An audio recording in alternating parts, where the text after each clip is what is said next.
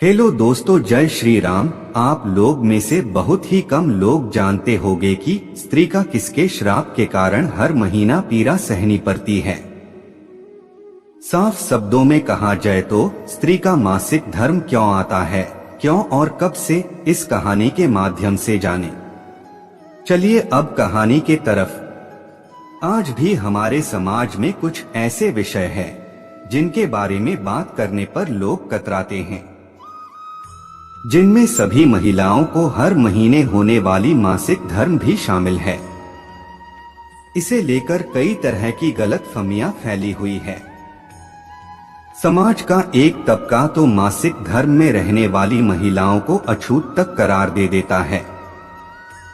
जहां इस वक्त महिलाओं को सबसे ज्यादा मानसिक और शारीरिक देखभाल की जरूरत होती है, तो वहीं उल्टा उनके साथ ऐसा व्यवहार किया जाता है जैसे मासिक धर्म कोई लाइलाज बीमारी हो, कोई पाप हो, महिलाओं को मिला कोई श्राप हो। क्यों महिलाओं को ही दिया गया श्राप? लेकिन सवाल है कि क्या वाकई में ये श्राप है?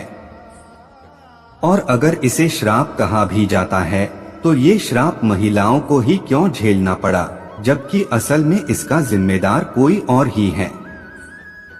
क्या है महिलाओं को मिले इसे श्राप के पीछे का रहस्य, और किसके किए गए पापों का प्रायश्चित कर रही है महिलाएं? आज के हम आपको इसी के बारे में बताने जा रहे हैं। जानिए इसके पीछे की पूरी कहानी। दरअसल हिंदू धर्म ग्रंथों के अनुसार महिलाओं को हर महीने होने वाली मासिक पीड़ा के पीछे देवताओं के राजा इंद्र का हाथ है। इंद्र के बारे में अगर आपने पढ़ा होगा तो आपने एक बात समझ आई होगी कि अक्सर मुसीबत वो खुद बुलाते थे, लेकिन समाधान मांगने के लिए वो त्रिदेवों के पास जाते थे। एक ऐसे ही कर्म का समाधान है महिलाओं को मिला मासिक धर्म का श्राप। कथा के अनुसार एक बार देवताओं के गुरु बृहस्पति किसी बात पर देवराज इंद्र से नाराज हो गए थे। उन्हें मनाने के लिए इंद्र ने ब्रह्मदेव से मदद मांगी, जिस पर उन्होंने इंद्र को किसी सिद्ध पुरुष की सेवा करने की सलाह दी। इंद्र ने एक सिद्ध महर्षि की सेवा शुरू कर दी, लेकिन उन्हें ये नहीं पता था कि वो सिद्ध पुरुष राक्षसी प्रवृत्ति का है, क्योंकि उसकी माता एक राक्षसी थी।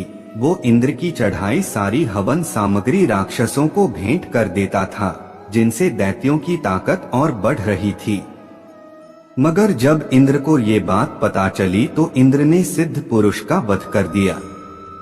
चूंकि भले ही सिद्ध पुरुष राक्षसी प्रवृत्ति का था, लेकिन ब्राह्मण था, इस कारण इंद्र पर ब्राह्मण हत्या का पाप लग गया। इंद्र ने इस पाप से छुटकारा पाने के लिए कई 100 सालों तक तपस्या की, लेकिन कोई उपाय काम नहीं आया। जिसके बाद भगवान विष्णु ने उन्हें अपना पाप 4 हिस्सों में बांटने सलाह दी। इंद्र ने अपने पाप का एक हिस्सा पेड़ को दिया और ये वरदान दिया कि वो मरने के बाद खुद से जी सकता है। एक हिस्सा पानी को दिया, जिसके बदले पानी को ये वरदान दिया कि वो किसी भी चीज को पवित्र कर सकती है। पाप का एक हिस्सा भूमि ने लिया, जिसके बदले इंद्र ने भूमि को ये वरदान दिया कि धरती पर लगी चोटें खुद भर जाया करेगी। 3 श्राप के साथ मिला ये वरदान पाप का चौथा हिस्सा महिलाओं को दिया, लेकिन महिलाओं को इस पाप को लेने के कारण उन्हें हर महीने मासिक धर्म की पीड़ा सहनी पड़ेगी, ये भी कहा। लेकिन पाप का एक हिस्सा लेने के बदले इंद्र ने महिलाओं को ये वरदान दिया कि संभोग के वक्त महिलाएं पुरुषों की तुलना में काम का आनंद ज्यादा ले पाएगी। यानी कि इंद्रदेव के ब्रह्मा हत्या का पाप ही हर महीने महिलाओं के शरीर से मासिक धर्म के रूप में निकलता है, और महिलाएं इसी पाप को झेल रही हैं।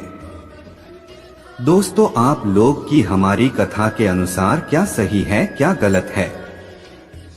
कमेंट जरूर करें और हमारे चैनल को सब्सक्राइब करें। धन्यवाद।